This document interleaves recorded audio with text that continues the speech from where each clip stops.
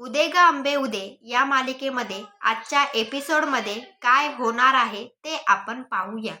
मालिका सुरू झाल्यावर गावातील सर्व लोक महादेवांच्या मंदिरापाशी येतात व सर्वजण त्या वाघाला मृत्यू कसा आला याबद्दल बोलतात व हा श्रीपाद पण कस काय सुखरूप आहे हे एकमेकामध्ये गावातील लोक बोलत असतात. नंतर हे सर्व ऐकून दमक अग्नी म्हणतो, ही जगदंबाचीच कृपा. आपल्या गावावरील संकट निघून गेले हे महत्वाचं आहे. हे ऐकून गावातील सर्वजण जगदंबा मातेचा उदो उदो असं म्हणायला सुरुवात करतात. नंतर श्रीपादाची माता श्रीपादाला विचारते, तू कसे जंगलातून आलास? कोणी आणलं तुला?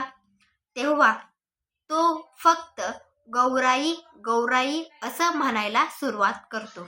हे ऐकून रेणुका त्याच्यापाशी येते व त्याच्या डोक्यावर हात ठेवते व म्हणते, तू शांत हो. तू कोण आहेस हे जाण व तुला सुद्धा विद्वानांच्या सभेमध्ये बसायचं आहे, असं राजकुमारी रेणुका श्रीपादाला म्हणते. व आपण मालिकेत पाहतो की त्याच्या डोक्यावर हात ठेवल्याने चमत्कार होतो. श्रीपादाला मंत्र म्हणायला येतात व तो ऋग्वेदातील श्लोक सुद्धा म्हणून गावकऱ्यांना दाखवतो. त्या ठिकाणी शेषाचार्य तुमच्या पुत्रासमोर उभारण्याची लायकी नाही असं तेथील आचार्य गावातील लोक त्यांना म्हणतात. नंतर दमक अग्नी म्हणतो, हेच शेषाचार्य तुमचे मोल, तुम्ही त्याला मारण्याचा प्रयत्न केला, हेच विद्वान का तुमचं, असं दमक अग्नी शेषाचार्यांना म्हणतो. नंतर रेणुका म्हणते, जसं श्वास घ्यायला शिकावं लागत नाही तसंच माशाला पोहायला शिकावं लागत नाही, तसंच कोणाला आपण कमी समजावं असं नाही. ज्याच्या त्याच्या विचारानुसार दृष्टीनुसार तो एक व्यक्ती बनू शकतो, असं रेणुका गावातील लोकांना म्हणते. नंतर दमक अग्नी म्हणतो, तुम्ही एखाद्याला कमी समजताय म्हणजे त्याचा अपमान करताय, तर तो परमेश्वराचा सुद्धा अपमान होतो हे लक्षात ठेवा, असं दमक अग्नी सगळ्या गावातील लोकांना म्हणतो.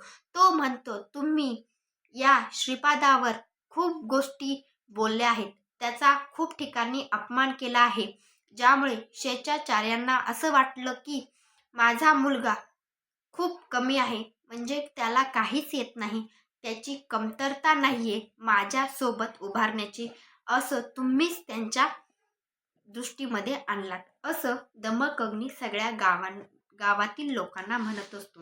नंतर ह्या गोष्टी दमक अग्नीच्या व रेणुकेच्या लोकांना पटतात व गावातील सर्वजण श्रीपादाची माफी मागताना आपल्याला मालिकेत दिसतं. नंतर गावातील लोक म्हणतात, आमची चूक झाली, आम्हाला माफ करा, असं ते श्रीपादाला म्हणतात. नंतर गावातील लोक सगळेजण आचार्य श्रीपादांचा जय जयकार करायला सुरुवात करतात.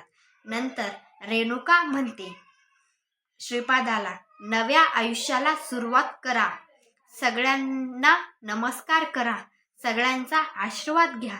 अशा पद्धतीने श्रीपाद त्यांच्या मातेचा आशीर्वाद घेतो. नंतर पित्यांचा आशीर्वाद घेताना आपल्याला मालिकेत दिसला आहे. नंतर श्रीपादांचे पिता सुद्धा श्रीपादांची माफी मागतात व ते सगळ्यांसमोर म्हणतात की श्रीपाद, मी तुझा खूप मोठा अपमान केला आहे, मी तुला कधीच माझा पुत्र मानला नाही, त्याची माफी मागतो. व ते स्वतःला मारून घेतात व श्रीपादाला जवळ घेतात व म्हणतात, हा माझा पुत्र आहे, असं ते मोठ्याने गावातील लोकांना सांगतात. नंतर श्रीपाद कसा जंगलातून वाचला ते मालिकेत दाखवलं आहे. नंतर श्रीपाद राजकुमारी पाशी जातो व म्हणतो, तू आजपासून माझी रेणुका माता व तूच माझी गौराई, असं म्हणून सगळेजण जगदंबाचा उदो उदो असं म्हणायला सुरुवात करतात. अशा पद्धतीने आजची मालिका आहे.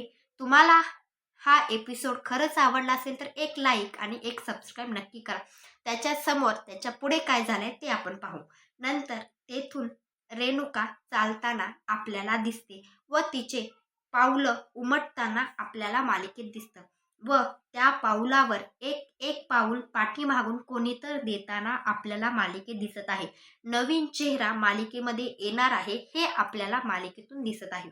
नंतर आपल्याला दिसतं की रेणुका भागवतीच्या मांडीवर डोकं ठेवलेली आपल्याला दिसते व भागवती तिला झोपी घालताना मालिकेत दिसला आहे. नंतर रेणुकाईचे पिता म्हणजेच राजा म्हणतो, तू आज श्रीपादाचा जीव वाचवलास, गावातील लोकांचा जीव वाचवलास त्या वाघ्रासुरापासून, असं पित्याश्री म्हणतात व म्हणतात तुला कोणती भेट माझ्याकडून पाहिजे आहे ते मला तू सांग. नंतर राजकुमारी म्हणते मला भेट नको, आपण उद्या त्रिपुरारी पौर्णिमा साजरी करूया. नंतर राजा म्हणतो आपण त्रिपुरारी पौर्णिमा ही आश्रमामध्येच करूया. अशा पद्धतीने आपल्याला मालिकेत दिसतं. नंतर आश्रमामध्ये दुसऱ्या दिवशी मुनी अध्ययन करताना दिसतात व मुनी सगळ्या शिष्यांना म्हणतात आपल्या आश्रमामध्ये त्रिपुरारी पौर्णिमाचा उत्सव आपल्या आश्रमात करायचा आहे. त्यामुळे सगळेजण मिळून आपण त्याची तयारी करूया. अशा पद्धतीने आजची मालिका आहे, आजचा एपिसोड आहे. तुम्हाला हा एपिसोड आवडला असेल लाईक शेअर सबस्क्राईब नक्की करा. भेटूया नंतरच्या एपिसोडमध्ये.